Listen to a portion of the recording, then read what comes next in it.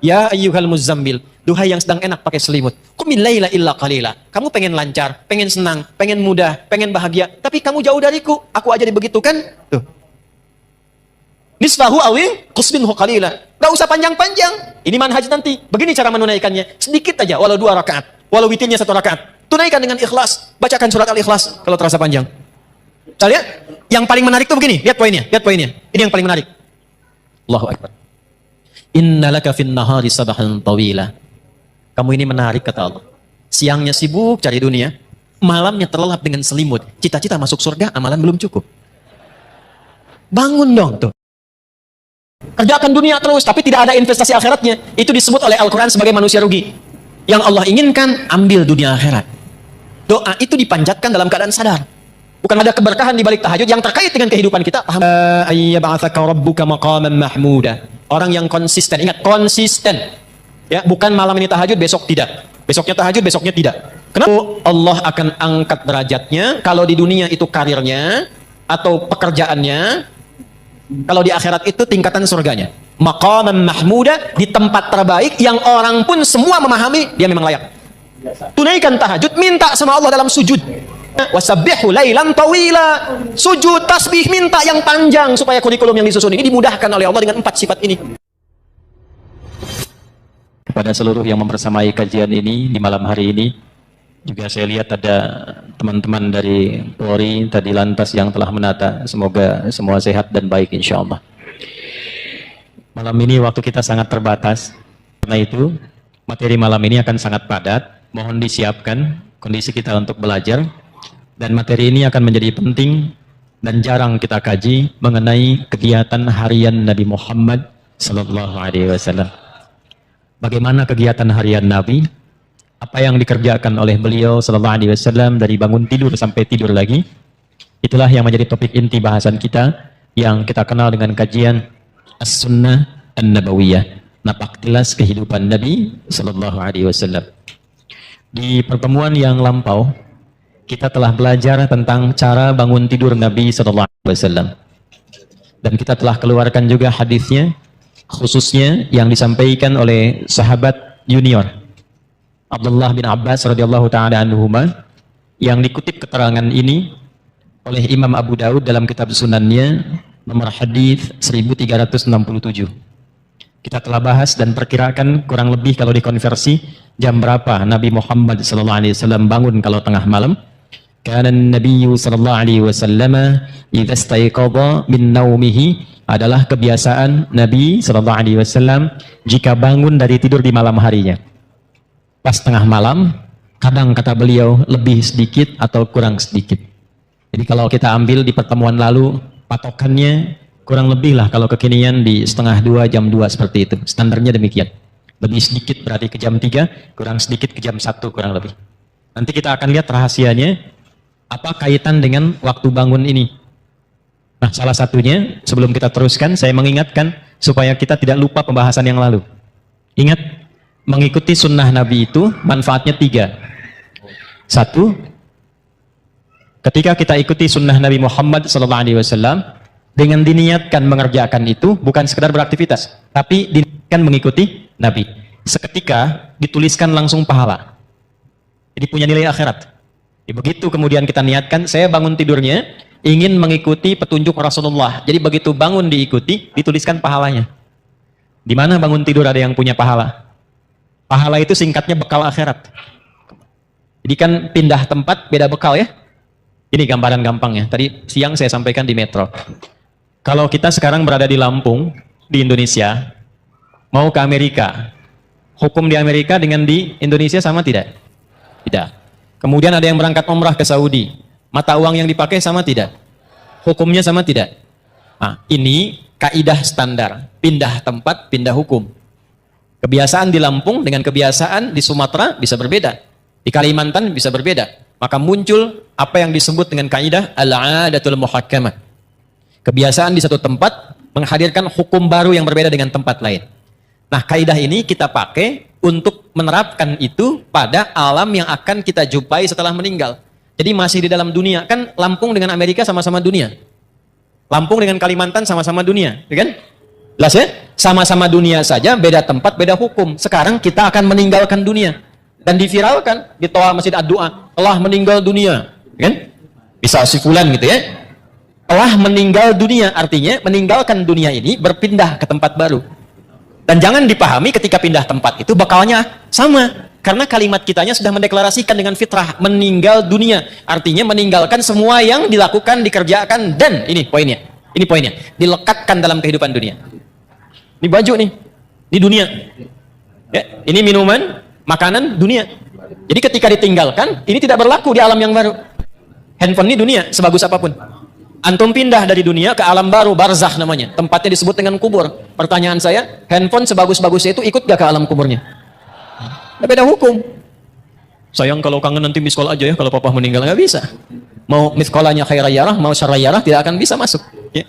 Mayyamal miss call dzarratin khairayyarah, ya? Ataupun syarrayyarah. Minuman juga begitu. Apa yang berlaku di dunia tidak berlaku di alam kubur, apalagi di akhirat.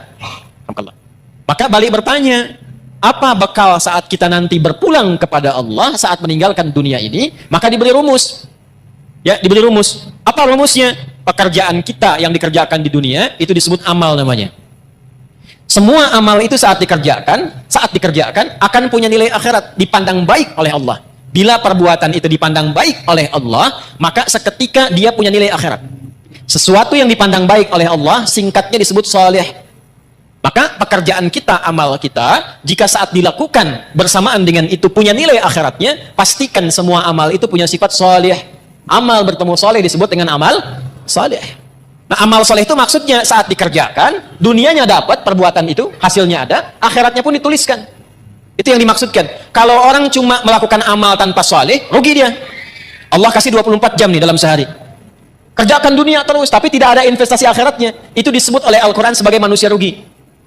Bahkan turun satu surah 103. Ya, manusia yang beraktivitas namanya disebut insan. Manusia yang berdasarkan kecenderungan nafsunya disebut dengan bashar. Manusia dengan karakter lembutnya disebut dengan ins. Manusia dengan sifat sosialnya disebut nas. Manusia berdasarkan keturunannya disebut dengan Bani Adam. Ketika Allah menyebutkan manusia, nama terkait aktivitasnya disebut kalimat insan. Wal asr. Aku bersumpah demi waktu yang aku berikan pada manusia supaya diisi dengan perbuatan. 24 jam. Cuma sayang, innal insana lafi khusr. Sungguh manusia yang beraktivitas menata waktu itu, mengisi waktu itu, tidak semuanya mendapatkan keuntungan. Tidak semua mampu mengolah waktu menjadi baik. Dan ada orang-orang yang ketika beraktivitas Allah pandang lafi khusr, rugi dia. Ya, rugi. Kenapa? Karena dia tidak menyiapkan bukan dunianya, bukan. Di sini bukan bicara dunia. Bukan bicara dunia. Jadi kalaupun Anda sukses, terukur urusan dunianya. Jam 7 saya kerjakan ini, jam 8 melakukan ini, jam 9 rapat di sini, jam 12 mendapatkan hasil ini, jam 3, jam 4, jam 5, sampai tidur di malam hari. Tapi dunia, ayat ini tetap mengatakan Anda rugi. Karena ketika Anda meninggalkan dunia itu, ternyata tidak punya apa-apa untuk dibawa. Maka Allah memberikan pilihan. Ya, kalau saya tanya begini, Anda pilih dunia atau akhirat? Yang akhirat angkat tangan. Dah turun. Yang dunia? Ya, baik. Gak apa-apa, kan pilihan ya. Menang tidak dapat hadiah, kalah pun tidak dosa ya. Ternyata Anda banyaknya ngangkat pilih akhirat. Ternyata ketetapan Allah tidak begitu. Yang Allah inginkan, ambil dunia akhirat. Ya, kan doanya begitu kan? Wa minhum may yaqulu rabbana atina fid dunya wa fil akhirati. Jadi nggak mungkin dapat akhirat kalau tidak melalui dunia. Jalan akhirat itu dunia. Nggak bisa, tanpa dunia dapat akhirat tuh nggak bisa. Bagaimana caranya sholat supaya benar? Tertutup aurat. Ini dunia untuk menutup itu. Ini dunia nih, tembok segalanya, dunia. Jadi untuk mendapatkan akhirat butuh apa? Nah, sifat pekerjaan dunia disebut amal. Sifat keberkahan akhirat disebut soleh. Kalau ingin sekaligus dunia akhirat, maka pastikan setiap amal jadi illalladzina amanu wa amilus. Kecuali orang beriman. Allah ingin memberikan sindiran halus tapi dalam. Standarnya orang beriman itu pasti sukses dunia akhirat. Jadi standar orang beriman itu pasti amalnya soleh.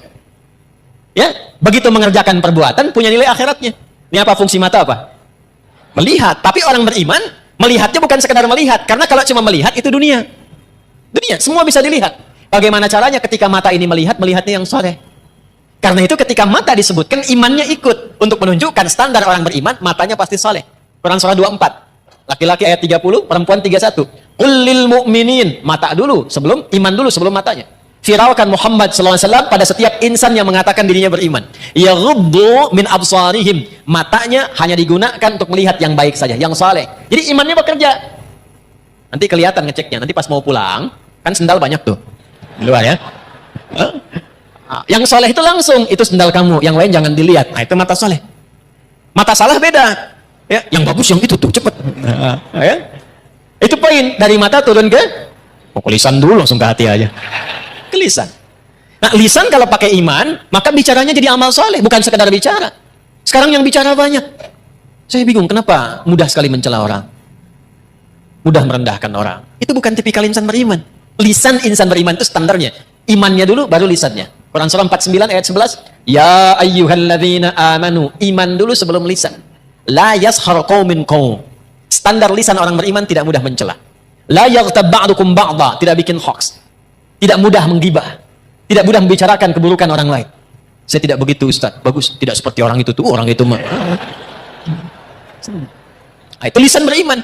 Itu standar, teman-teman, standar. Jadi kalau ada kehilangan itu sekarang, mengaku beriman mudah menjatuhkan orang dengan lisan, mudah mencela, berarti ada masalah dalam imannya. Di bawah standar itu.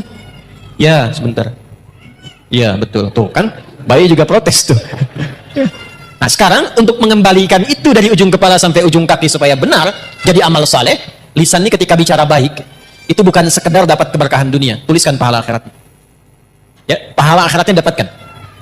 Yang paling menarik nanti, dunia dapat, akhirat dituliskan. Itu satu, pola mengikuti Nabi. Dua, saya agak cepat. Orang yang membiasakan diri beraktivitas, mengikuti kegiatan Nabi, maka Allah akan merubah orang itu menjadi orang baik yang punya sifat keteladanan. Langsung jadi teladan. Dalilnya apa? Quran surah ke-33 ayat 21. Laqad kana lakum fi rasulillahi uswatun. Dan sungguh jangan ragu, telah aku tetapkan pada kepribadian Rasulullah sallallahu alaihi wasallam itu suri teladan yang baik. Ada qudwah, ada uswah, itu berbeda. Qudwah teladan. Bisa diikuti, tapi yang mengikuti belum tentu jadi teladan lagi. Uswah, teladan, ketika diikuti, yang mengikuti ini otomatis jadi teladan di eranya. Contoh, Abu Bakar itu siapa masuk Islam? Tapi setelah masuk Islam, diikuti Nabi, gaya Nabi, perilaku Nabi, sepeninggal Nabi, jadi teladan. Umar siapa sebelum masuk Islam? Baca sejarahnya. Bagaimana pergaulannya, apa yang diminumnya. Setelah masuk Islam, imannya merubah beliau menjadi lebih baik, diikuti pola hidup Nabi, beliau viral namanya sampai sekarang. Alhamdulillah. Dan tidak usah jauh-jauh ke era kita sekarang.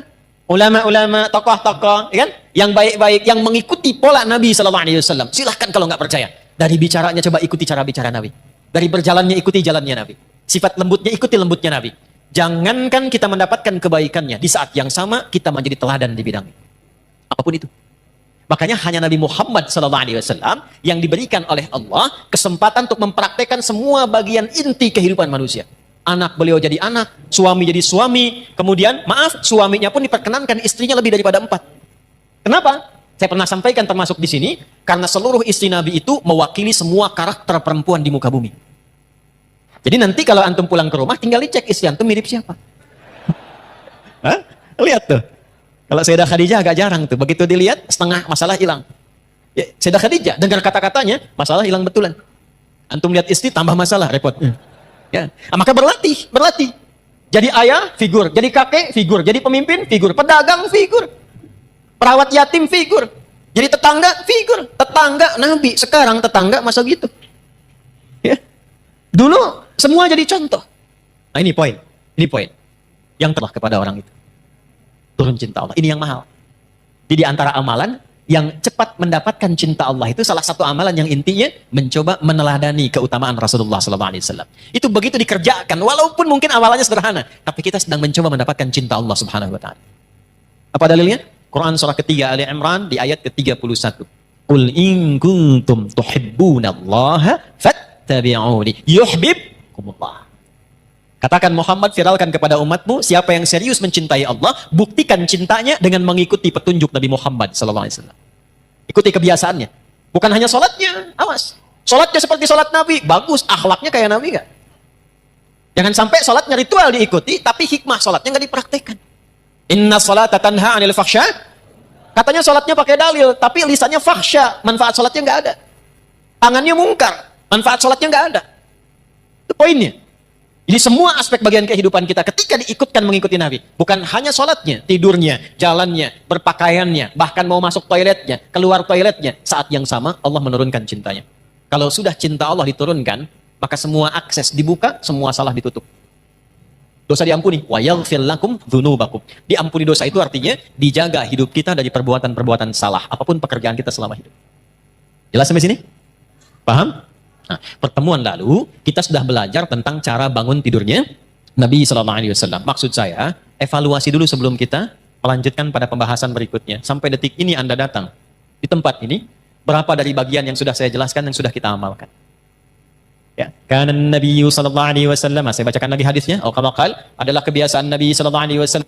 Idza staiqadha min naumihi, kalau beliau bangun dari tidurnya, fajalasa, maka beliau duduk terlebih dahulu. Ya, secara medis ini bagus, sesuai. Jadi jangan langsung bangun, langsung lari ke kamar mandi, ya, sempoyongan jatuhan tuh. Ya, duduk dulu tenang. Tapi niatkan bukan sekedar duduk, bukan karena medis mengatakan itu baik, bukan. Karena Nabi ngasih contoh. Itu poinnya. Kemudian, bamasaha biyadihi min athari naumi. Dia gunakan bagian tangannya yang bersih untuk menghilangkan bekas ngantuknya. Jadi walaupun bangunnya setengah dua, duduk dulu. Kan dalam duduk itu yang tenang kadang-kadang kan masih begini, ya. Apa bahasa Jepangnya? Nundutan, gitu ya. Ya, kadang kan masih begini kan, begitu sadar udah jam 2. Dan itu belum sadar penuh. Jadi bukan langsung baca doa. Doa itu dipanjatkan dalam keadaan sadar. Bukan masih ngantuk. Maka sunnah yang kedua, hilangkan dulu bekas ngantuknya dengan tangan yang diduga bersih. Jelas? Baru setelah itu, faqara'a khawatima Ali Imran, membacakan 11 ayat terakhir surah Ali Imran. Ya, baca di situ, dibacakan dengan lisan, difahami dengan pikiran, diniatkan dengan hati untuk mengamalkan. Kita sudah bahas di pertemuan lalu, intinya menyusun kurikulum hidup di hari itu, dunia sampai akhiratnya. Kan spiritnya begitu ya? Bagi yang baru bergabung, lihat lagi episode yang sebelumnya. Jadi nggak ada orang Islam bangun tidur yang nggak punya agenda, nggak ada begitu. Standar orang Islam itu bangun sudah punya agenda, hari itu mau ngapain? Bangun tidur apa yang mau saya kerjakan? Jam 5 apa yang saya lakukan? Nanti subuh jamaah di mana? Zuhur jamaah di mana? Asar jamaah di mana? Meeting jam berapa? Bagaimana ngatur cara rapat itu yang tidak bertabrakan dengan waktu sholat? Bagaimana ngatur pekerjaan yang nanti dalam saat yang bersamaan masih bisa murajaah? Misal, diatur. Orang Islam itu begitu. Makanya dibikin formatnya dengan nama-nama waktu sholat.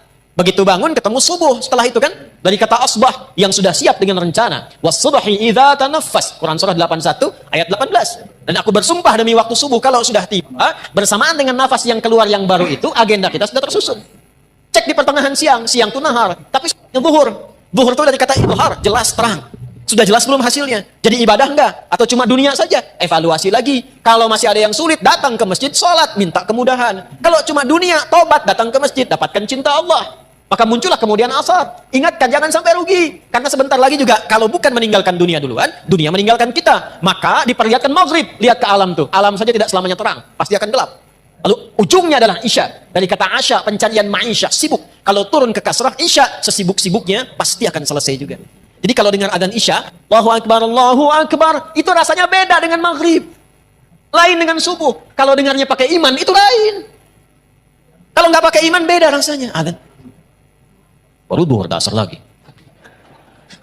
Tapi kalau pakai iman lain. Allahu Akbar, isya. Adi, sesibuk-sibuknya kamu pasti akan pulang. Apa yang sudah kamu siapkan untuk pulang? Pasti terpejam matamu setelah ini. Apa persiapan? Itu dalam sekali maknanya. Maghrib, asar beda. Kalau kita ngajinya dengan pemahaman. Tapi kalau ngajinya tidak dengan argumen hanya sentimen saja. Kadang kita hanya memenuhi, kadang hanya memenuhi sebagian. Allahu Akbar, kecilin tuh toanya. Udah kecil Pak, cuman mic-nya aja yang kencang. Paham ya? Nah itu poinnya. Nah jadi, apa yang kita bahas di pertemuan lalu, seharusnya sampai sekarang, diwujudkan oleh kita. Tidak ada kita bangun dari tidur kecuali kita punya program yang terukur. Sampai pulang. Innaka la tukhliful mi'ad. Sampai pas tajab, sampai istiqomah di ayat ke-200-nya. Turunkan. Kan pernah saya sampaikan. Kalau mau bikin kurikulum, turunkan dulu surganya. Maksud surga itu ayat-ayat surga yang berbicara tentang tujuan kita. Nih contoh, surga kan ada 8 tingkatannya. Dari 8 itu, antum mau masuk dari yang mana? Dulu sahabat begitu. Nanti baru jadi profesi. Contoh begini nih. Yang pengen masuk surga Firdaus misalnya angkat tangan. Angkat aja nggak apa-apa, yang namanya berharap kan. Dah, bagus. Dah, ngangkatnya begini aja, nggak usah begini, nggak usah. Gini. Dah. Awas, jangan bawa-bawa politik ke sini. Kita lagi ngaji, ya. Keluar. Nggak boleh. Gini. Dah. Yang pengen masuk surga Aden siapa? Baik.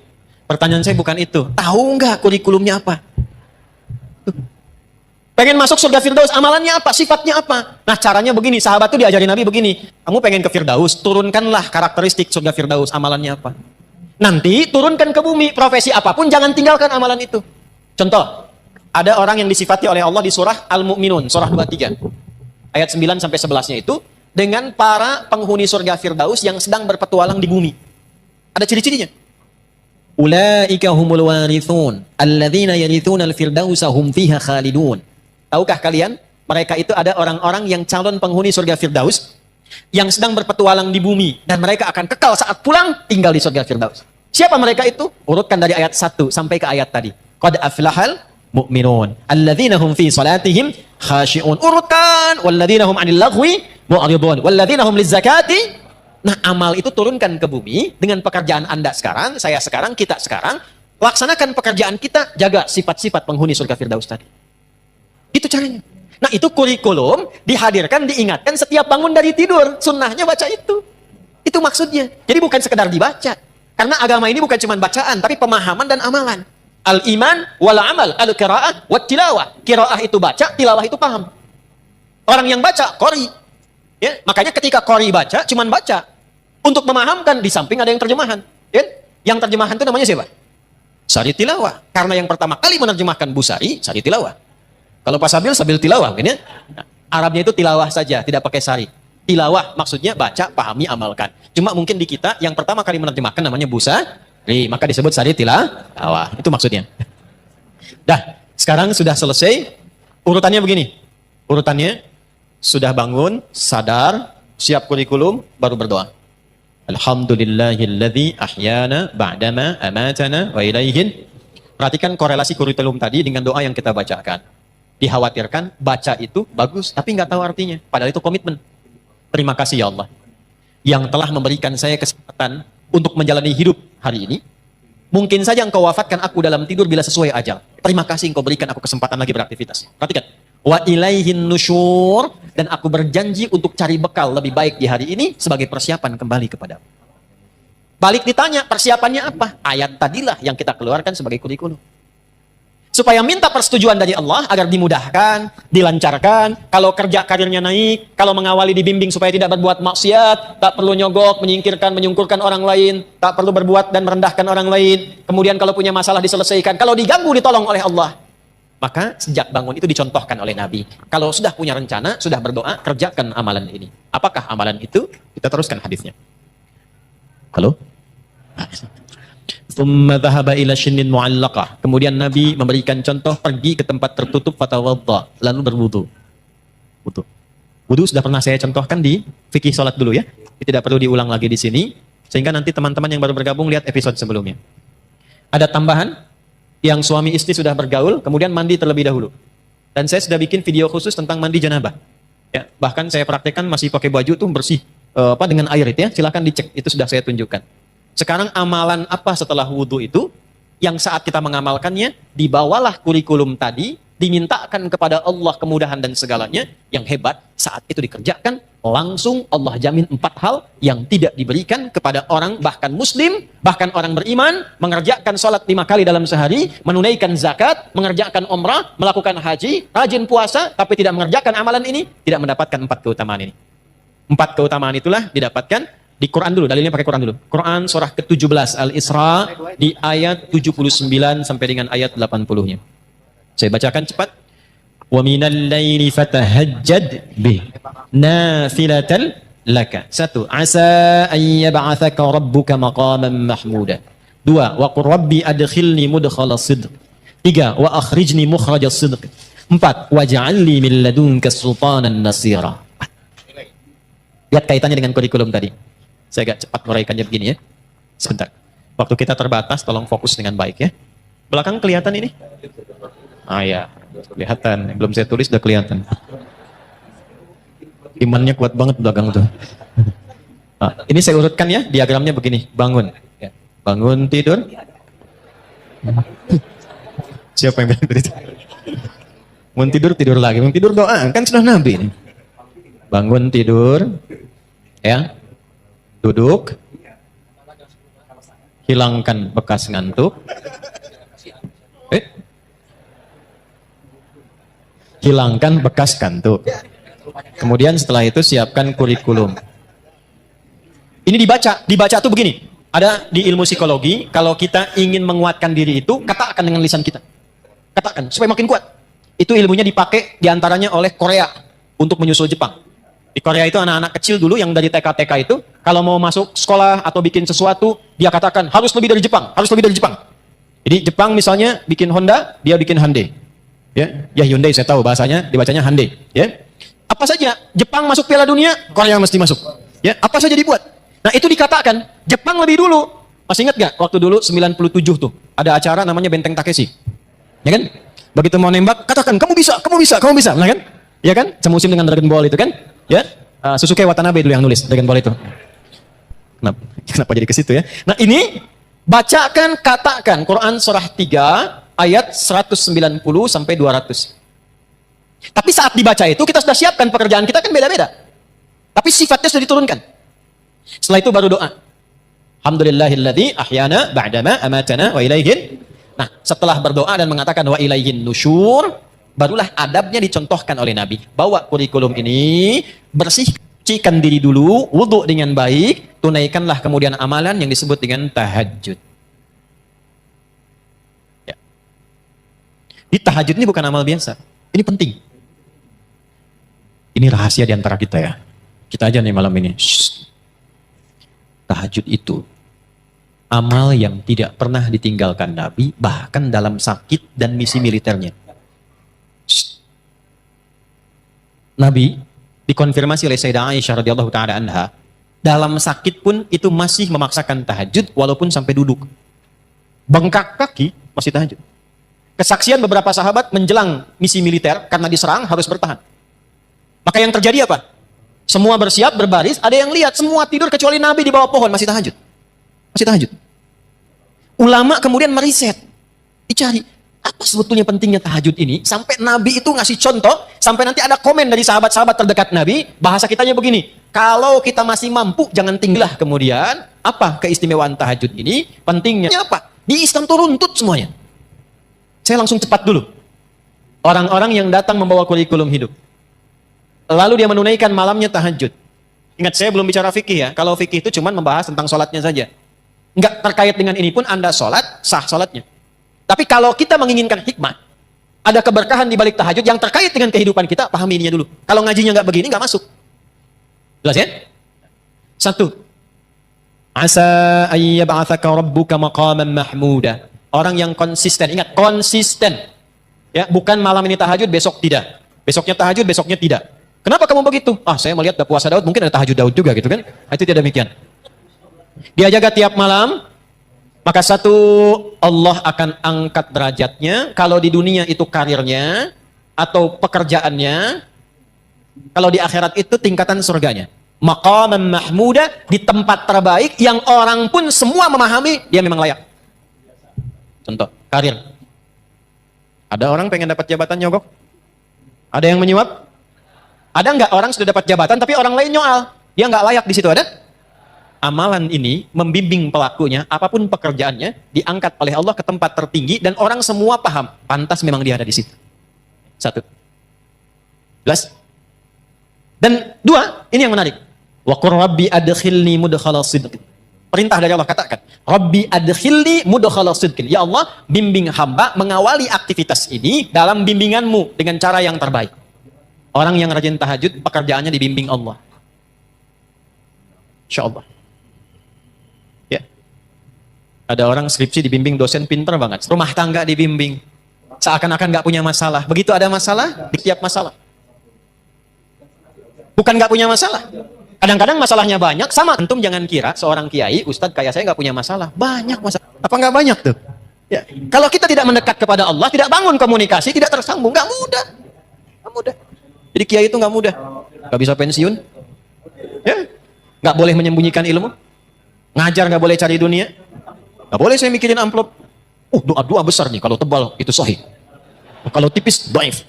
Tipis tapi banyak, sahih li ghairihi. Nggak boleh bicara tarif, nggak boleh minta-minta. Begitu ikhlas kalau mengajar. Jangan menyembunyikan. Yang paling repot tuh begini, kalau disampaikan, ente ngamalkan. Jadi kalau saya misalnya sekarang pandai nasihati, tidak mengamalkan, itu dicela oleh Allah. Afala ta'qilun? Otak kamu di mana, kata Allah. Dan nggak bisa pensiun. Itu kalau nggak bangun komunikasi, tersambung dengan Allah dengan cara yang baik, tidak mudah. Yang keempat, waj'alli min ladunka sultanan asyara. Dilindungi oleh Allah. Allah langsung yang lindungi. Bisnis, jangan dikira teman-teman itu berjalan begitu saja. Ada persaingan. Kadang-kadang Anda yang pasang tender begitu dapat, orang lain yang ngambil. Ada begitu? Ada. Al-Baqarah 155 isyaratnya. Ada yang tiba-tiba dijegal, ada yang tiba-tiba begini begitu. Ini dekat ya amalannya. Jadi begitu kita menunaikan tahajud, bukan persoalan detilkan sekarang, bukan. Kurikulum kita apa nih kegiatannya? Antum pekerjaan apa? Di kebun? Di sawah? Bertani? Berkantor? Jualan? Dagang? Ini kan kurikulumnya. Susun sampai akhirat, tunaikan tahajud, minta sama Allah dalam sujud. Karena itu di Al-Insan ayat ke-26 dikonfirmasi di ujungnya, wasabbihu lailan tawila. Sujud, tasbih, minta yang panjang supaya kurikulum yang disusun ini dimudahkan oleh Allah dengan 4 sifat ini. Kalau belum sanggup bangun, ya Allah, itu disindir lagi di Quran surah 73 itu. Ya ayyuhal muzammil, duhai yang sedang enak pakai selimut. Qumil laila illa qalila. Kamu pengen lancar, pengen senang, pengen mudah, pengen bahagia, tapi kamu jauh dariku. Aku aja dibegitukan. Tuh. Nisfahu awi qusminhu qalila. Gak usah panjang-panjang. Ini manhaj nanti. Begini cara menunaikannya. Sedikit aja, walau 2 rakaat. Walau witirnya 1 rakaat. Tunaikan dengan ikhlas. Bacakan surat Al-Ikhlas kalau terasa panjang. Kita lihat. Yang paling menarik tuh begini. Lihat poinnya. Lihat poinnya. Ini yang paling menarik. Allahu Akbar. Innalaka fin nahari sabahan tawila. Kamu ini menarik kata Allah. Siangnya sibuk cari dunia. Malamnya terlelap dengan selimut. Cita-cita masuk surga, amalan belum cukup. Bangun dong tuh, bangun. Jadi kalau ditanya apa manfaat tahajud dan apa hubungannya dengan doa saat bangun tidur, ini korelasinya. Seakan-akan mengatakan begini, maukah engkau berikrar menjadikan aku, bersaksi aku sebagai Tuhan, nanti yang saat engkau hidup, aku akan perhatikan kau. Aku akan berikan kebutuhanmu. Aku akan sembuhkan kalau sakit. Aku akan penuhi apa yang kau minta. Akulah Rabb. Dengan sifat rububiyahnya. Kata Nabi, da'autallaha bi asma'il a'zam. Idza du'iya bihi azaba wa idza su'ila biha a'ta. Engkau baru saja bermohon kepada Allah dengan menyebutkan nama-namanya yang paling dahsyat. Yang kalau engkau berdoa dengan mengawali nama-nama itu, maka semua doa akan dikabulkan, semua permintaan akan diberikan.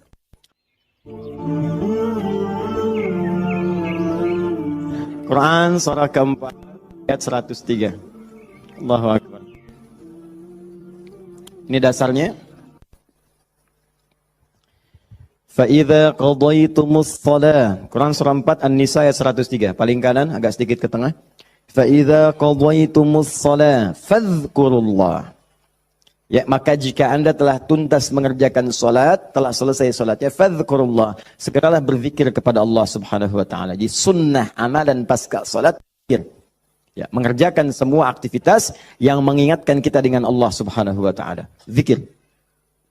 Ragamnya sudah kita bahas. Ya. Dari mulai istighfar, bacaan kalimat tauhid, Allahumma antas salam, bacaan ayat-ayat Al-Quran, sampai dengan doa Nabi yang singkat terakhir kita bahas, sampai kita dalami detilnya, dari mulai ilmu yang bermanfaat, rizki yang terbaik, dan amalan yang diterima. Kita sudah sampai situ kan? Baik. Sekarang kita lanjutkan, supaya tidak banyak mengulang, kita lanjutkan pada hal yang paling pokok, ketika Nabi bermohon kepada Allah menunjukkan satu contoh, ingat, contoh. Di Nabi itu sifatnya ada langsung membimbing doa, ada diberikan doa contoh, yang dengan doa itu maksudnya tidak harus sama seperti itu. Kalau kebutuhannya beda, boleh minta yang lain. Tapi akan lebih bagus baca dulu standar doanya, baru tambahkan minta kepada lain-lainnya. Misal, kita turunkan misalnya. Kalau Anda punya kebutuhan pasca salat, ingin berdoa, boleh. Apa dalilnya? Di Ibnu Majah itu, nomor hadis 925. Nabi berikan doa standar. Allahumma inni as'aluka ilman nafi'a wa rizqan thayyiba wa amalan mutaqabbala. Minta ilmu, awas, yang bermanfaat. Minta rizki yang berkah dan mohon diterima amalannya. Ilmu bermanfaat, rizki berkah, diterima amalan. Tiba-tiba Anda punya permintaan spesifik misalnya. Ustaz, Saya seorang ibu, sekarang sedang mengandung. Pengen kandungannya itu Ustaz diberkahi oleh Allah. Pengen lahirannya lancar. Pengen normal, pengen baik. Apa doanya? Apakah boleh berdoa setelah itu? Boleh. Karena tadi doa yang disampaikan itu standar dari Nabi yang pokok. Yang memberikan contoh. Maksudnya silahkan berdoa. Apa saja minta. Kalau nggak kepikiran doa, minta doa dengan yang standar ini. Itu maksudnya. Dia tidak harus terbatas dengan doa itu, tapi jadikan sebagai patokan doa, setelah itu minta yang lain-lainnya. Paham? Baik. Nah sekarang saya ingin ajarkan, ada isyarat dalam Al-Quran, bagaimana supaya doa kita mau minta apapun selama baik, menurut Allah itu akan cepat dikabulkan. Seperti apa mintanya? Yuk, saya turunkan dulu satu, kita pelajari dasarnya dulu ya. Quran surah ke-7. Ayat 23, dasarnya dulu. Nanti baru masuk kepada doanya. 2 Quran surah ke-28, misal ayat ke-16. 3 kita ambil misalnya Quran surah puncaknya langsung, 39, ayat 53. Lalu masuk kepada doa-doanya misal.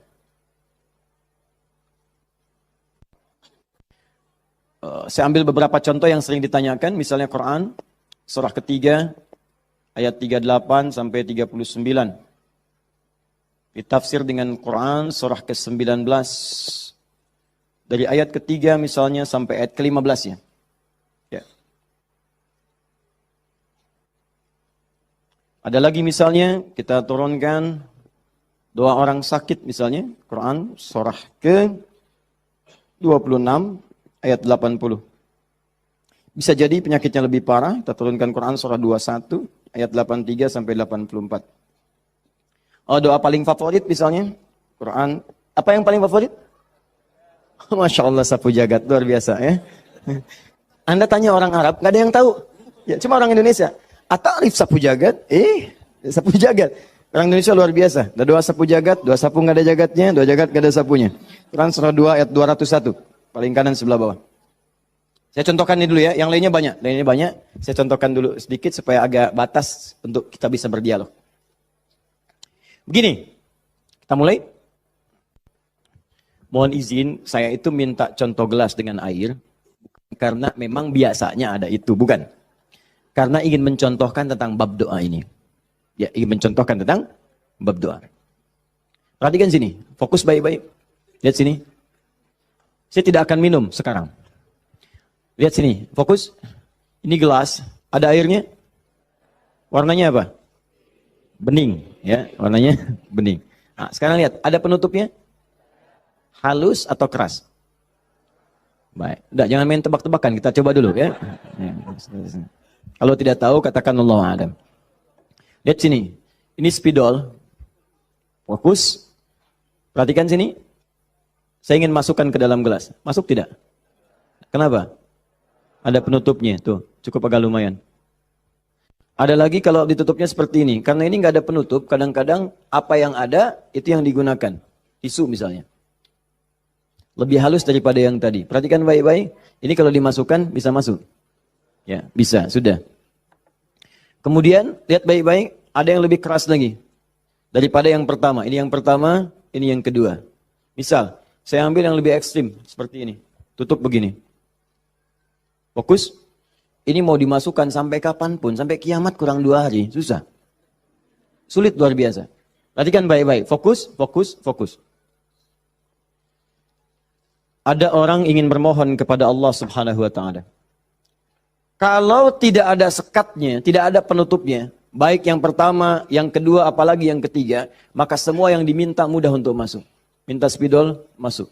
Minta logam, masuk. Minta emas, masuk. Semua masuk. Tapi seringkali terjadi ada orang memohon, rasanya sulit kemudian untuk terkabul. Minta ini susah. Minta ini lambat. Minta ini sulit. Dan ini melanggar kaidah yang umum. Kaidah umumnya mengatakan setiap berdoa akan dikabulkan sepanjang itu baik bagi dirinya. Dan itu memang baik, tapi kenapa tidak masuk gitu? Misal kaidah standarnya di Al-Quran surah kedua Al-Baqarah ayat 186. Paling kiri sebelah bawah. Wa idza sa'alaka 'ibadi 'anni fa inni qarib ujibu da'watad da'i idza da'an falyastajibu li falyu'minu bi la'allahum yarshudun. Kata Allah, Muhammad sallallahu alaihi wasallam, sampaikan kepada umatmu, jika kalian nanti ingin mencari Allah, kamu ditanya, ada yang ingin mencariku, mencari Allah, katakan padanya, enggak usah dicari, saya dekat. Itu memberi harapan. Saya sering sampaikan makna kalimat ini. Anda tanya panitia, mana ustadznya? Dijawab, ustadznya belum ada berita. Dengan yang kedua, jangan khawatir Pak, sudah dekat. Mana yang paling menenangkan? Sudah dekat. Sudah dekat. Nah, ketika ada yang bertanya padamu, Muhammad, saya ingin mendekat kepada Allah. Jawab, usah repot, Allah dekat. Silahkan kau mendekat kepada Allah, dan Allah akan dekat dengan kita, silahkan. Psikologis memberikan harapan. Dan umumnya, orang yang mendekat kepada Allah, umumnya, itu punya dua kepentingan. Kalau bukan bertobat dari maksiat, yang kedua, punya permohonan ingin disampaikan. Makanya sebelum diungkapkan itu dijawab oleh Allah. Saya tahu paling hambaku kalau mau datang mau minta. Silakan cek. Besok mau ujian, malam tahajud. Padahal kemarin enggak. Ya. Besok lamar pekerjaan, malamnya istighfar. Kemarin kemana aja John? Ya. Selalu seperti itu. Minta. Kata Allah. Lihat kalimatnya. Ujibu da'watad da'i idza da'an. Kapanpun hambaku minta, aku akan kabulkan. Jadi rumus doa itu kalau diminta dikabulkan. Jadi nggak ada doa yang tidak dijawab sepanjang yang diminta itu baik. Sepanjang yang diminta itu maslahat. 3 sifat jawabannya. Diberikan seketika, jadi begitu dia meminta seketika dikabulkan. Kalau dia membutuhkannya. Allahumma ya Rabb, Allahumma ya Rabb, Allahumma ya Rabb. Saya ingin berdakwah ya Allah dengan teknologi. Saya ingin niatkan ya Allah masuk ke ITB supaya dengan ilmu itu saya bisa mengembangkan teknologi untuk mendekatkan orang kepadamu. Minta dia malamnya, luluskan saya ya Allah. Besoknya keluar lulus. Kalau benar maslahatnya. Ada yang kedua. Ditunda itu sampai dia sanggup untuk menerimanya sebagai amanah kehidupannya.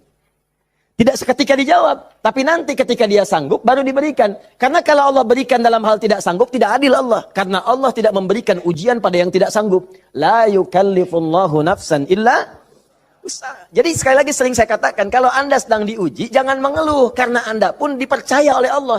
Allah yakin dengan Anda, kenapa Anda ragu? Jadi kalau Anda sekarang punya musibah, punya ujian, entah di rumah tangga ujiannya berat, entah di kantor misalnya ujiannya berat, entah dalam kehidupan, semuanya. Semua orang tidak ada yang tidak punya ujian, semua diuji. Wala nabluwannakum bisyai, kata Allah, Quran surah kedua ayat 155. Semua yang hidup punya ujian. Dan sifat ujian itu tidak akan diberikan pada yang tidak sanggup. La yukallifullahu nafsan illa wus'aha. Kalau kamu nggak sanggup, saya nggak akan berikan, kata Allah. Jadi kalau ibu sedang punya ujian di rumah tangga, jangan mengeluh, Bu, seberat apapun, karena ibu itu sanggup.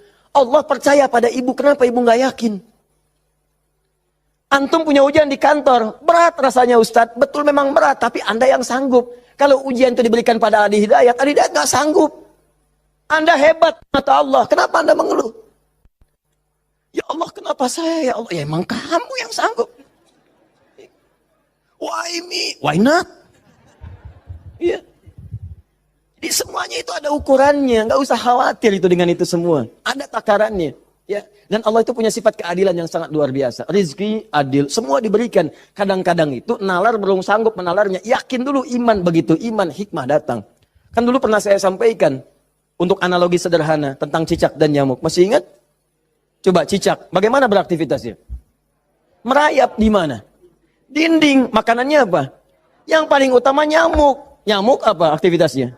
Terbang. Nyamuknya punya sayap, cicaknya tidak. Kan pernah saya sampaikan, kalau nyamuknya punya akal dan jenius, cicak jadi mainan. Cicak di dinding, dia dekat lampu. Cicak, ayo sini kalau berani. Alhamdulillah, hewan tidak diberi akal. Tapi bukan itu yang mau saya sampaikan. Keadilan Allah menjadikan cicak tetap mendapatkan makanan. Orang tua kita nggak punya banyak dalil. Cuman fitrahnya memberikan kepada kita gambaran-gambaran kehidupan. Dikatakan oleh mereka, cicak-cicak diam-diam. Bayangkan, yang Allah tuntut cak merayap.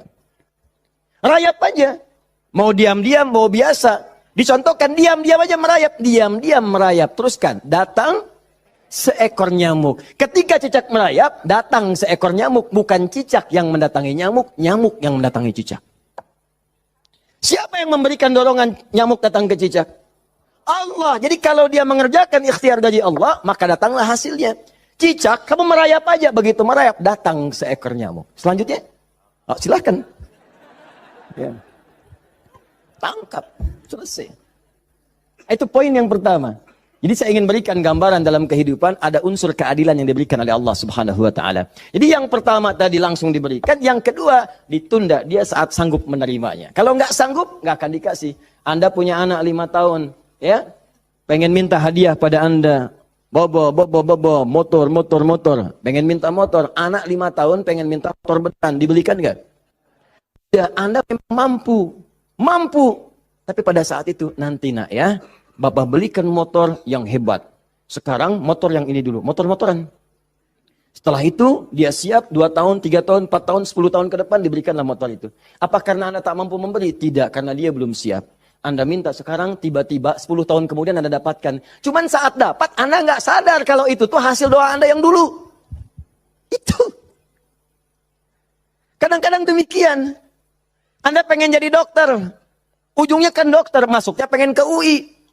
Tiba-tiba keterimanya di Undip misalnya. Tapi kan jadi dokter juga. Anda pengen proyek yang besar. Dikerjakan sekarang. Nggak dapat. Doa belum terkabulkan. Tiba-tiba 10 tahun kemudian. Dapat proyek yang besar. Yang nilainya ternyata diakumulasikan 10 tahun ke belakang. Itu doa Anda.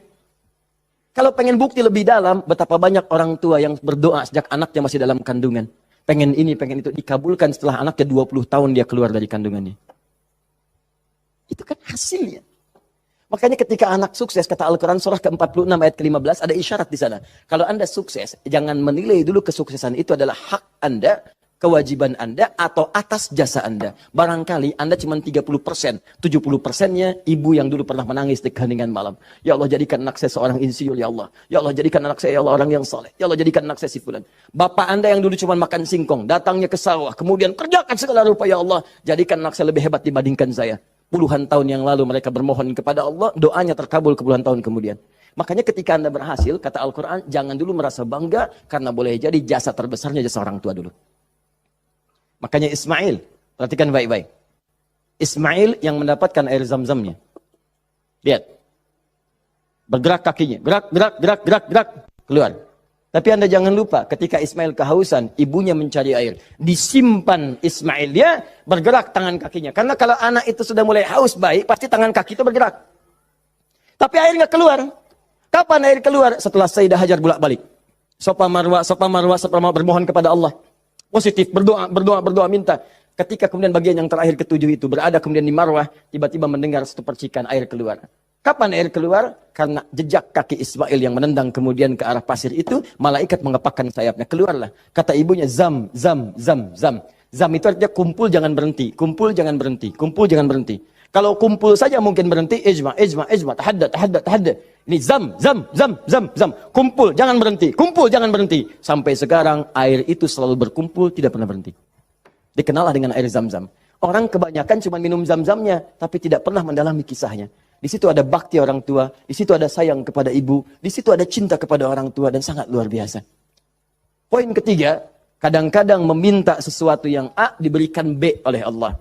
Karena boleh jadi, maaf yang dimintakan itu tidak ada maslahat untuk kita. Dalilnya Quran surah kedua ayat 216, paling kiri sebelah atas. Kutiba alaikumul qitalu wa huwa kurhul lakum. Diwajibkan bagi kalian berjihad, berperang dalam konteks perang, medan perang. Tapi ada juga konteks umum dengan rumus tafsir al-ibratu bi umumil lafzi la bi khususis sababi. Kalau ada lafaz dalam Al-Qur'an jangan dikhususkan pada sebabnya, sepanjang konteksnya umum. Perang terbesar, perang melawan perasaan kita. Perang melawan hawa nafsu.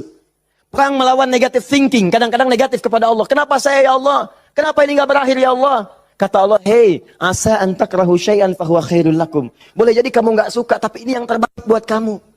Kamu kan enggak tahu kapan wafat. Bukankah kalau saya belum kabulkan kamu rajin tahajud? Kamu rajin puasa? Kamu rajin baca Al-Quran? Kamu kemana aja selama ini? Mau wafat masih sibuk dunia. Saya pengen yang terbaik untukmu sampai pulang ke akhirat. Dipaksa untuk mendapatkan itu. Kadang-kadang kamu pengen yang ini dunia, ini nggak bagus. Kamu pengen direktur, kamu maksiat banyak nanti di sana. Cukup level manager saja. Wa asa an tuhibbu syai'an fa huwa syarrul lakum. Kadang-kadang yang ideal yang dipengenkan itu enggak bagus kata Allah. Kenapa? Wallahu ya'lamu wa antum la ta'lamun. Karena Allah tahu masa depan engkau tidak. Anda punya anak 5 tahun sakit, dia kata dokter jangan makan apel. Jeruk boleh enggak dok? Boleh. Maka anak itu merengek, mama, pengen apel, pengen apel. Kata mama, jangan nak, gak bagus. Apel, dibelikanlah jeruk. Ini kan jeruk mama. Bukan nak, ini jeruk rasa apel. Paham? Nah, jadi ini yang pertama, sifat doa itu kalau diminta pasti dikabulkan. Tapi ada segelintir orang yang ketika memohon, ternyata tidak mendapatkan bagian itu. Apa persoalannya? Perhatikan, hadisnya sahih. Sampai Al-Imam An-Nawawi mencantumkan ini dalam salah satu hadis di Al-Arba'innya. Thumma dzakara rajulan. Awas, hati-hati. Yutilus safara. Thumma dzakara rajula. Yutilus safara. Ash'atha aghbara. Lalu Nabi mengisahkan tentang seorang lelaki yang menempuh perjalanan panjang sampai tampilannya penuh debu. Ya, bahasa Inggrisnya kurang lebih the kill of the kumel. Ya. Jadi udah banyak debu lah ya dalam dirinya. Awas ya, yamuddu yadaihi ila sama, lalu mengangkat tangannya ke langit, ngangkat tangan. Nanti saya ajarkan fikih mengangkat tangan ya. Fa yaqulu ya Rab, dan dia berkata ya Rab. Fokus sebentar. Orang ini kisahnya itu punya permohonan yang sangat berat ingin disampaikan. Penting permohonannya. Sangat pengen dijawab. Lalu dia melihat cara doa cepat dikabulkan, diantaranya ada tiga. Satu, doa dalam perjalanan. Perjalanannya perjalanan pada ketaatan, bukan maksiat. Awas hati-hati, bukan perjalanan maksiat. Dan bukan jalan-jalan biasa. Awas hati-hati. Kau mau kemana? Mau ke Hawaii? Titip doa ya. Doa orang safar kan dijawab. Tuh yang umrah, yang haji, gitu kan? Ya, itu yang dimintakan. Mohon, minta. Tapi kalau yang perjalanan maksiat tidak. Bro, mau ke mana? Las Vegas. Titip doa ya. Itu belum dimohon dan ditolak. Ya, belum dimohon. Jadi, satu, menempuh perjalanan panjang. Kedua, orang yang mengangkat tangan. Jadi usahakan nanti saat berdoa itu biarkan mengangkat tangan. Nanti ada fikihnya. Ada yang cuma satu jari misalnya, ya, saat khutbah Jumat khatib ada. Ya, ada yang kemudian mengangkat tangannya, ada yang rendah, ada yang tinggi, ada yang posisi begini ada saat istisqa. Yang standar itu angkat kedua tangannya, ya, sejajar dengan dadanya di sini, sejajar. Sini ya. Dan nggak usah malu. Allah itu kan tidak akan malu untuk memberi. Justru Allah itu dalam hadis sahih, Allah akan merasa malu, di sini bahasa kiasan, majas maksudnya. Membiarkan seseorang yang mengangkat tangannya, kemudian dalam keadaan hampa, artinya tidak menjawab doanya. Dia ada seorang bertanya kepada Rasulullah, ya Rasulullah, bagaimana seorang berdoa mengangkat tangannya?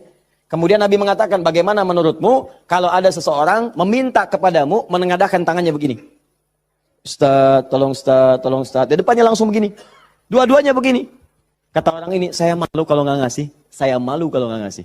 Maka kata Nabi, Allah lebih merasa malu. Karena Allah itu sifatnya lebih dalam dibandingkan dengan hamba. Rahmannya, rahimnya, pemberinya, wahabnya.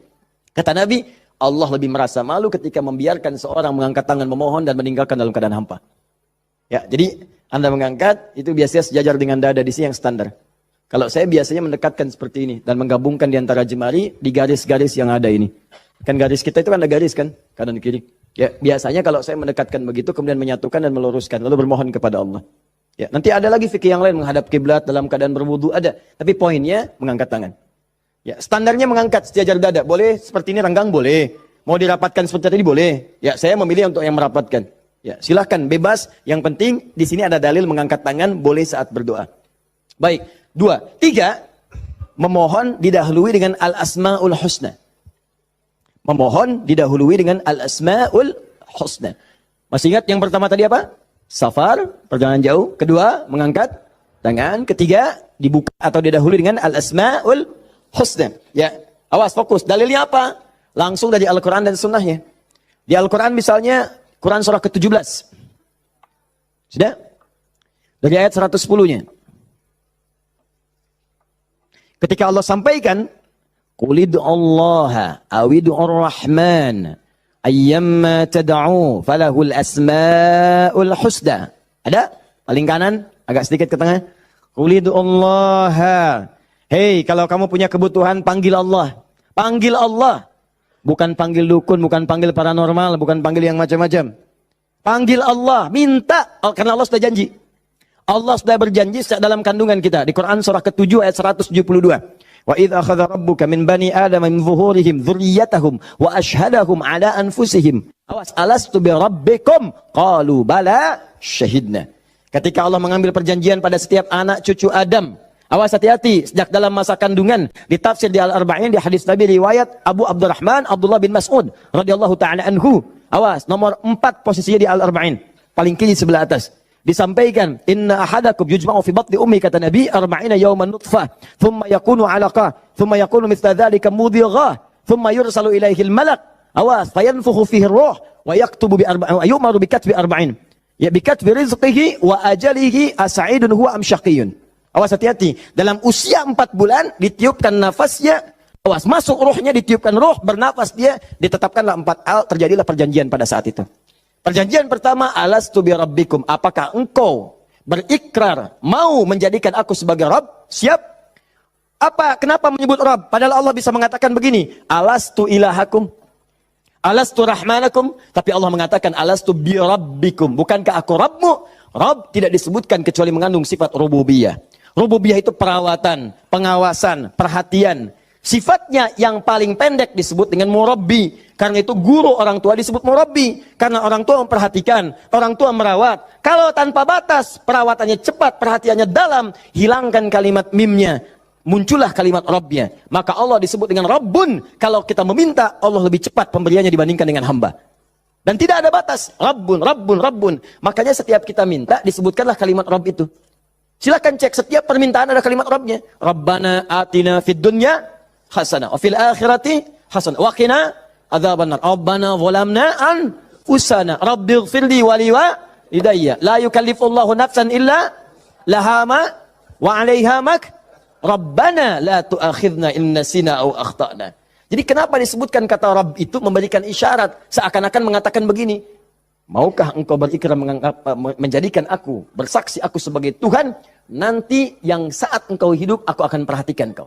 Aku akan berikan kebutuhanmu. Aku akan sembuhkan kalau sakit. Aku akan penuhi apa yang engkau minta. Akulah Rabb. Dengan sifat rububiyahnya. Makanya setiap Anda minta, Rabb, Rabb, Rabb, Rabb, Rabb, Rabb. Jelas? Saya kembalikan. Ketika Anda memohon kepada Allah, dahulukan dengan al-asmaul husna. Qulidu'ullah. Panggil Allah, minta. Kalau ada masalah minta, ya Allah, maaf ya, bukan bikin status. Bukan bikin status. Diuji dengan musibah yang dibikin status. Aku tidak menduga akan seperti ini.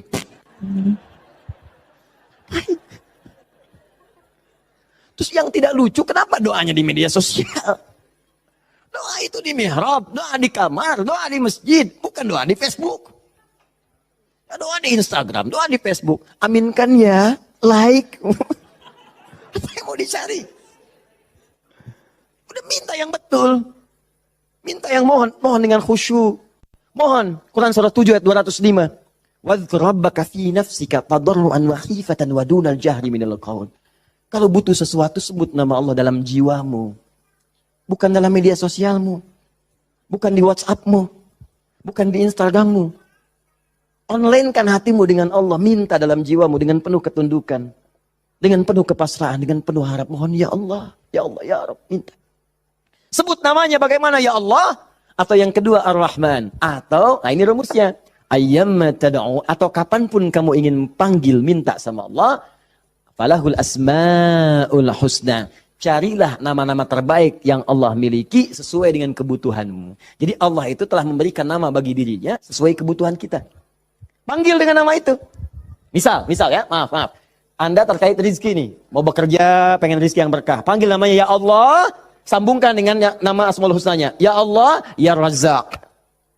Teman-teman yang kuliah di kampus, di sekolah, besok mau ujian atau mau masuk sekolah belajar pertama, supaya diberikan ilmu yang dalam. Ya Allah, ya Alim. Allahumma faqihni fid din wa 'allimni ta'wil. Ya Allah, ya Alim, Rabbi zidni ilma warzuqni fahma. Ya Allah, ya Alim. Punya ujian berat, ya Allah, ya Sabr. Diganggu di pekerjaan, di aktivitas, ya Allah, ya Malik, ya Jabbar. Minta. Dan jangan semua harus disebutkan. Nanti yang tidak dibutuhkan jadi muncul. Ya Allah, ya Rahman, ya Rahim, ya Malik, ya Qudus. Memang boleh, nggak apa-apa. Kalau untuk ibadah, bacakan itu boleh. Tapi kalau untuk bermohon, saya sarankan cari yang sesuai kebutuhan. Kalau mau ibadah dengan menyebut nama saja boleh, silakan. Tujuannya apa? Zikrullah bidzikri asma'il husna. Zikir kepada Allah dengan menyebut al-asmaul husna boleh. Ya Allah, ya Rahman, ya Rahim, ya Malik, ya Qudus, sampai akhir. Saya dulu ujian pertama kali masuk Jurusan akidah begitu masuk pertama kali, soal ujian di akidah itu cuma 3. Tapi setiap akan menjawab 3 itu, selalu harus dituliskan Al-Asma'ul Husna dari awal sampai akhir, dengan hadisnya plus tafsirnya. Baru boleh jawab soal. Betul. Itu ujian saya dulu begitu. 3 soal Anda bayangkan. Setiap soal Al-Asma'ul Husna dulu. Tulis. Dengan dalilnya, hadisnya. Hadis itu dibagi 2. Hadis pokoknya, hadis klasifikasinya. Setelah itu tafsirnya, baru boleh jawab soal. Pertanyaannya mungkin gampang. Misalnya, berapakah rukun iman itu? Cuman sebelum dijawab, tulis dulu tadi itu. Ini spidol. Ini jari telunjuk saya. Habis ujian itu mirip nih, begini. Betul. Cuman saya nggak foto aja dulu itu. Ya. Saya pikir kenapa Ustadz saya begini ya. Akhir-akhir baru sadar saya. Allahu Akbar. Rupanya beliau ingin menanamkan kedekatan kita dengan Allah dimanapun berada. Sebab kalau kita mengingat, menuliskan terus, maka dia akan sampai apa yang kita tuliskan meresap ke dalam tangan kita. Minimal jadi saksi di hari kiamat. Ya. Di penanya, di hati kitanya, di bawahnya. Sehingga ingin merasakan taqarrub ilallah dalam setiap keadaan kita. Cari itu. Dapatkan, mintakan. Mohon. Nah, 3 syarat ini terpenuhi di orang tadi. Perhatikan. Perjalanan jauh, dia tempuh. Sampai tadi banyak debu. Angkat tangan, diangkat. Yamudu yadayhi ilas sama. 3, dia minta dengan Al-Asma'ul Husna. 3-tiganya lengkap. Seharusnya doa dia dikabulkan 3 kali lebih cepat dari orang biasa. Karena 3 hal tadi dipenuhi. Qurannya ada, hadisnya ada. Bahkan Sayyid Sabiq itu pernah menulis kitab Al-Aqaid Al-Islamiyah. Dalam bab Al-Asma'ul Husna disebutkan hadis. Hadisnya populer. Hampir kalimat-kalimat tauhid di kitab-kitab hadis ada hadis ini. Seorang setelah menunaikan salat kemudian berdoa kepada Allah Subhanahu wa taala di samping Nabi sallallahu alaihi wasallam, dia berkata, "Allahumma ya Allahul Ahad. Ya Allahul Ahadus Samad, alladzi lam yalid wa lam yulad wa lam yakul lahu kufuwan ahad. Allahumma ighfirli." Dia sebelum mintanya Allahumma ighfirli, tapi sebelum minta didahului dengan Al-Asmaul Husna. Kata Nabi, "Atadri madza tad'u? Atadri madza da'ut?" Tahukah engkau bagaimana engkau baru saja berdoa? Allah wa Rasulullah alam, saya enggak tahu ya Rasulullah maksudnya apa. Kata Nabi, "Da'autullaha bi asma'il a'zam. Idza du'iya bihi ajaba wa idza su'ila biha a'ta." Engkau baru saja bermohon kepada Allah dengan menyebutkan nama-namanya yang paling dahsyat. Yang kalau engkau berdoa dengan mengawali nama-nama itu, maka semua doa akan dikabulkan, semua permintaan akan diberikan. Hadis selesai. Orang ini melakukan ketiganya. Tapi apa jawab Nabi? Allahu Akbar. Dia sudah menempuh perjalanan jauh, dia sudah mengangkat tangannya ke langit, dia menyebut ya Rab, ya Rab, ya Rab. Kata Nabi, "Anna yustajabu lidzalik." Bagaimana doamu bisa dijawab? Bahasa singkatnya, mustahil dijawab, mustahil dijawab. Mintalah kamu begitu sampai kiamat kurang 2 hari. Gak akan dijawab. Gak akan dijawab. Dia ada orang sudah mengerjakan 3 amalan dahsyat, tapi doanya gak dijawab. Kenapa dia? Allahu Akbar. Famat'amu haramun. Karena yang biasa dia makan haram. Mashrabu haramun, minumannya haram. Malbasu haramun, pakaiannya haram. Wa ghudhiya biharamin, dan sumber kehidupannya haram. Maka jadilah yang haram itu seperti sekat seperti ini. Nutuplah cawan doanya. Semakin banyak kumpul, jadilah sekatnya makin kuat begini. Jadi bukan Allah nggak ngabulkan, mau dikabulkan susah, mental terus tuh. Mental. Karena masih tertutup dengan yang haram. Maka dari itu, kalau Anda banyak berdoa, padahal doa itu maslahat untuk Anda. Secara umum seharusnya dikabulkan secara umum. Tapi tiba-tiba kok aneh gitu. Enggak lagi. Coba lihat, mungkin ada sekat dalam diri Anda. Mungkin ada maksiat, ada yang haram pernah dikerjakan. Buka dulu, buka cawannya. Keluarkan yang haramnya. Buka. Bagaimana membuka itu? Inilah yang tadi kita contohkan dengan ayat-ayat tadi. Tidak ada manusia yang sempurna. Yang sempurna makhluk diciptakan. Makhluk yang sempurna itu cuma malaikat. Tidak ada manusia yang sempurna. Sepanjang kita manusia pasti pernah berbuat salah. Tapi mungkin kesalahan itu menjadi penutup dari keinginan yang ingin kita mohonkan kepada Allah. Kenal Nabi Adam?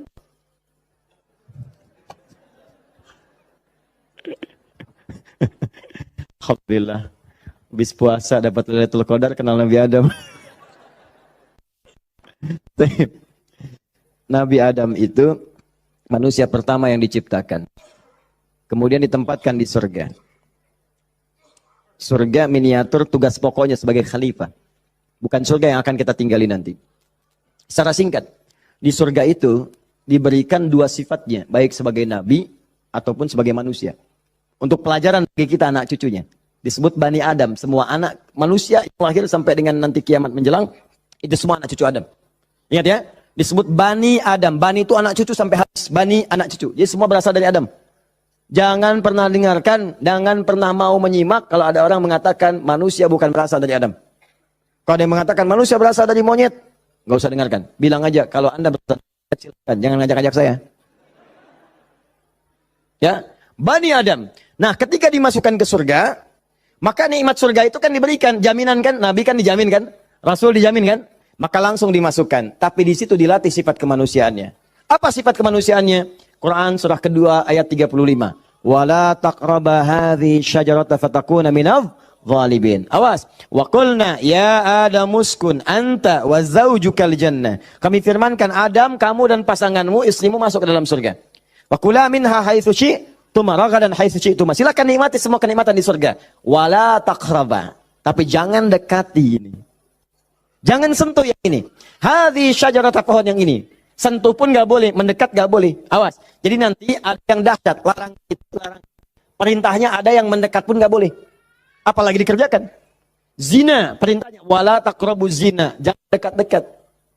Jadi kalau ada perintah dalam Al-Quran jangan dekat-dekat, berarti dosanya gede, besar. Mendekat, ya gak boleh. Kalau dikerjakan, makin dahsyat dosanya. Makanya zina masuk ke dalam sab'ul mubiqat. 7 dosa besar. Dekat-dekat aja nggak boleh. Nah, cuman psikologi masyarakat sekarang itu, kalau nggak boleh dekat-dekat, makin penasaran. Itu yang jadi masalah. Makanya di Quran itu seringkali tegas. Kerjakan jahanam, kerjakan neraka. Harus begitu. Karena ada orang itu kalau dilarang suka penasaran. Nih, lubang, jalan. Di lubang ini ada buaya, lompatnya tinggi. Ada tulisan di sini, hati-hati, dilarang nengok. Lewat. Apa sih ini? Penasaran. Oh, gitu. Jadi kalau masih begini, kadang pengen dilihat. Ganti kalimatnya. Nengok, wafat.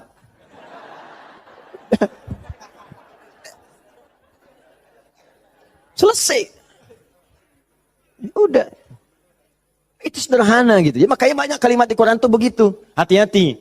Ya, orang yang merencanakan pembunuhan berencana. Quran surah 4 misalnya kan. An-Nisa. Ya, misal. Dia ayat ke 92-nya. Wa may yaqtul mu'minan muta'ammidan fajaza'uhu jahannam. Orang yang sengaja merencanakan pembunuhan, satu orang beriman saja, maka dia sudah pesan kapling neraka jahanam. Khalidan fiha, kekal di dalamnya. Wa ghadiballahu alaihi. Allah murka kepadanya. Wa la'anahu dila'nat wa 'adalahu 'adzaban 'azima, dan dijanjikan siksa yang dahsyat. Siapa yang pengen pesan kapling di neraka jahanam? Maka muncul yang seperti itu, datang. Saya kembalikan ke sini, maka caranya adalah buka dulu ini nih. Buka dulu sekatnya.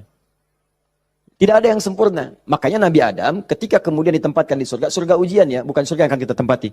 Dari mana dalilnya Ustadz? Karena di surga nanti kita itu sudah nggak ada ibadah lagi. Nggak ada ibadah. Nggak ada yang salat lagi, nggak ada yang puasa lagi. Cukup di dunia aja. Di akhirat tinggal mendapatkan hasilnya. Kita panen nanti. Ya, jangan terlampau soleh. Cita-cita di surga supaya bisa sholat tahajud. Allah, bapak tuh terlampau soleh. Udah tahajud di dunia aja. Nyampe sana tinggal nikmati. Tinggal dinikmati. Kebiasaan dunia masuk semua. Ya Allah, makan, nikmat, pengen anggur, gak usah jauh-jauh, tinggal ngambil. Masya Allah. Ustadz merokok boleh enggak? Oh, silakan, ambil apinya di neraka. Ya.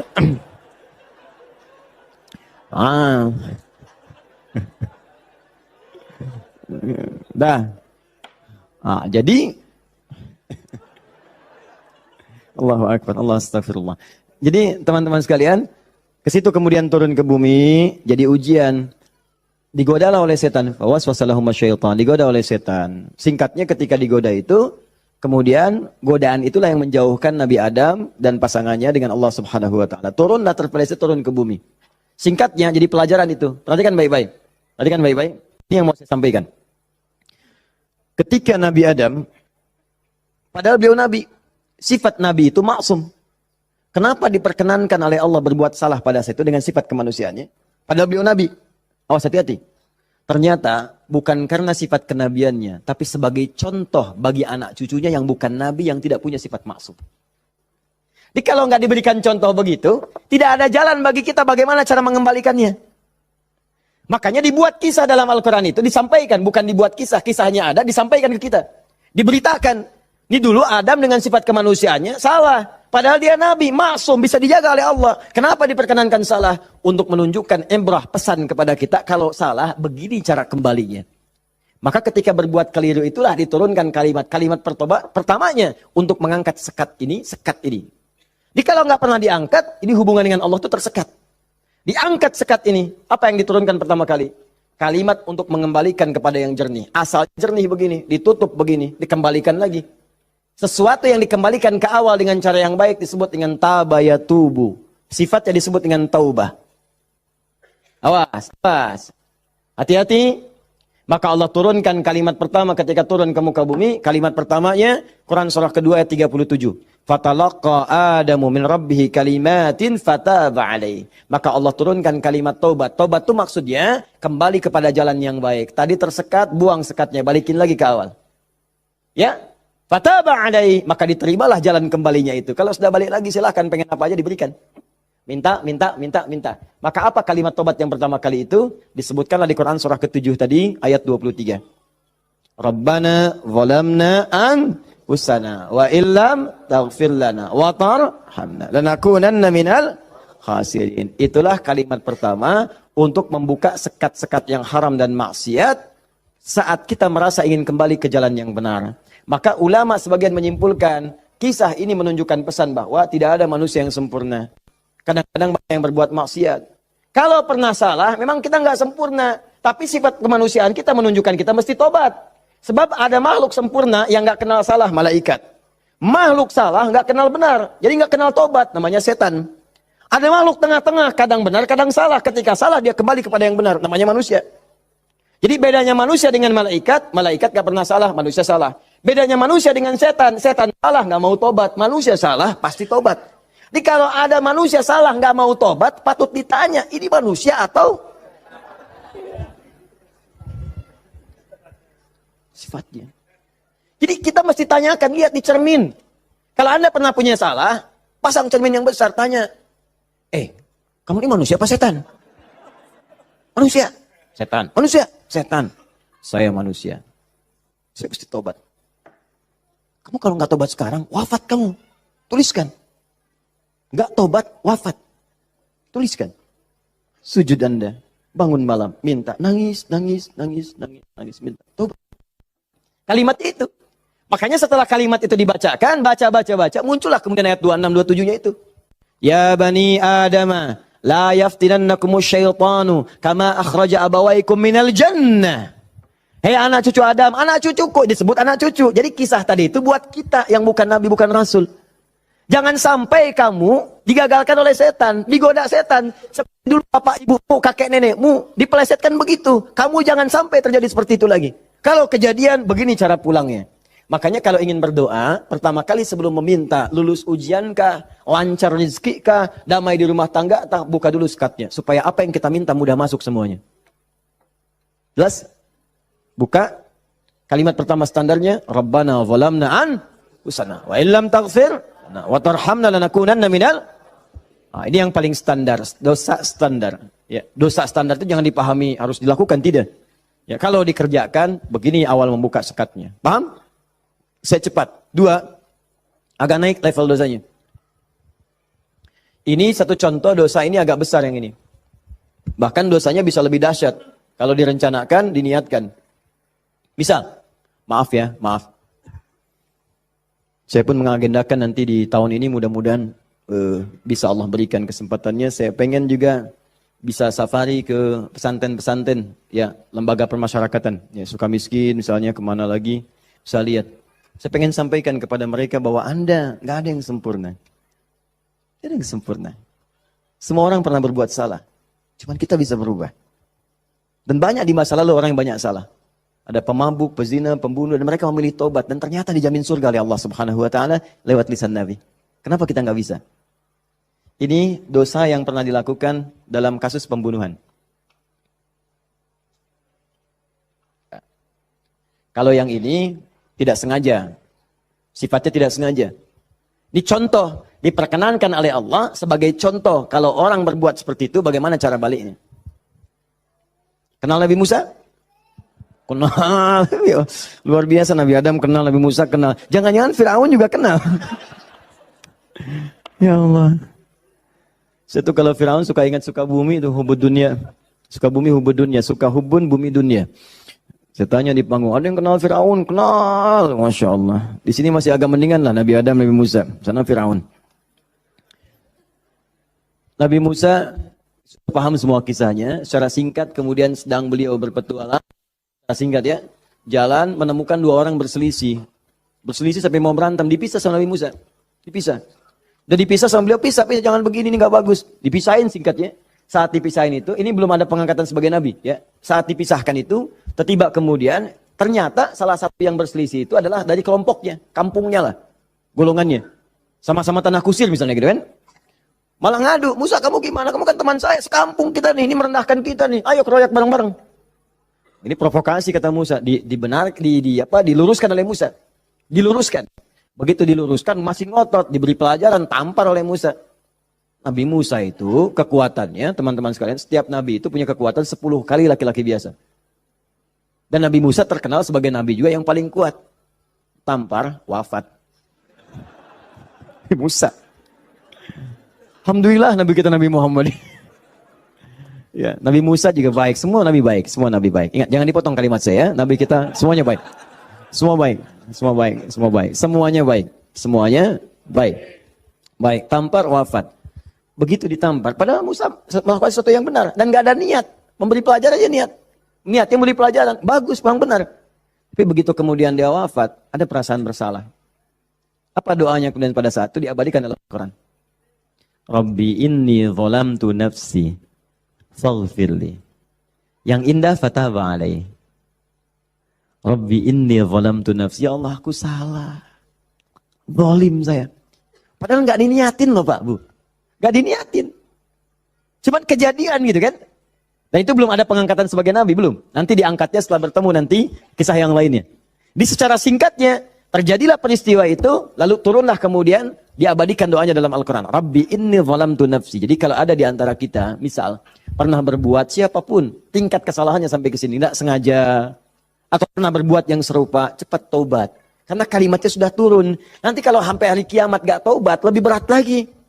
Coba mau berkata apa di hadapan Allah Subhanahu Wa Taala? Hei, aku kan dah turunkan kalimat di bumi supaya kamu taubat. Kamu kan pernah bunuh orang kan? Tanggal sekian, jam sekian, kamu kejar-kejar, kamu tembak, kamu bom, kamu bunuh, kamu tusuk, kamu pukul, kamu macam-macam kan? Ada semua rekamannya terbuka. Aku turunkan kalimat taubat lengkap dengan kisah tuntunannya. Kenapa kamu nggak taubat? Mau jawab apa? Allah sudah kasih cara pulang tapi nggak digunakan. Allah nggak salah kan di situ? Diturunkan kalimatnya dan bahkan dijamin fataba alaih, diampuni oleh Allah. Ayo balik lagi. Makanya 2000 tahun setelah Nabi Musa, lahir Nabi Muhammad SAW, itu di antara sahabat-sahabat yang jadi sahabat terbaiknya, kan dulu banyak yang hobinya juga begitu, jahiliyah. Ada yang hobinya berkelahi. Kenal Umar bin Khattab? Umar bin Khattab radhiyallahu ta'ala anhu, luar biasa, tegas, kekar. Wah, senang duel sebelum masuk Islam. Siapa yang berani dengan saya? Ayo naik ke bukit itu. Jabal Qubais ditunjuk. Bukit paling favorit. Naik ke sana. Yang sekarang ada istana raja di situ. Ya di samping Zam-Zam itu. Naik. Sebelum berduel dengan saya, pamit dulu pada ibu yang telah melahirkannya. Karena dia akan pulang tanpa nama. Umar. Allahu Akbar. Apa yang terjadi? Masuk Islam. Halus. Tersentuh. Masuk Islam. Lalu kasarnya berubah menjadi tegas. Dipakai melindungi Nabi SAW. Dipakai menegakkan syariat dengan baik. Kehalusannya muncul.